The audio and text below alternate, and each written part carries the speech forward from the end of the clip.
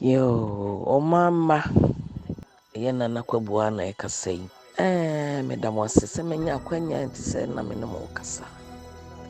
Yade akodie wu a abe to oman nyina mu ye wiase nyina.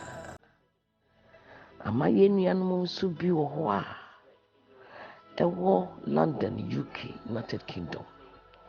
Bebre akwa ahohiahia mu. Sabi won eni nkrata nti wo adwuma bɔ wo mo ehyehyɛ dan mu yenya aduane ni. Nti yentimi nya sika kra ne yetua ye dan sika.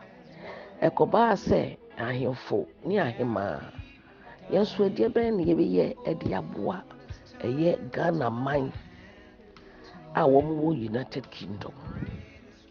Nti me nso Nana Kwabua matumi ho asi hɔ a North London me ye ohema me hwɛ sa area ho nyina.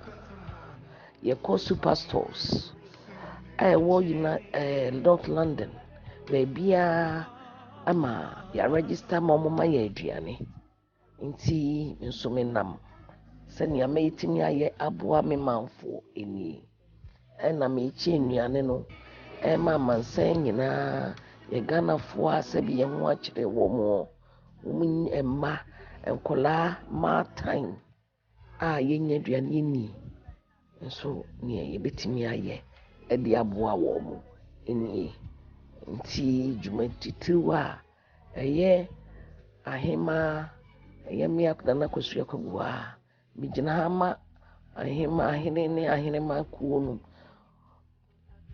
North London me na me da North London fo gyina no ene osofo Frimpong a Queen ama bona baso MB na ɛyɛ adwuma yi ebi no nso wɔ South ye chiche nnuane ma ye nuanom Ghanafo na misusu sɛ nansen ye yi sika nso ye de kɔ Ghana ɛyɛ ekoboa amanfo ɛwɔ Ghana nanso ye mu no ye mu bi bre pa nti dwumadi a matumi ho asiwa ɛyɛ no ye chiche nnuane mu amanfo nti obia mo anye na famu de obetimi ayɛ piao.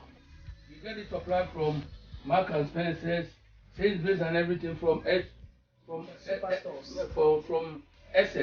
If you buy us, trust it to the reconciliation, and we need to carry it to the community.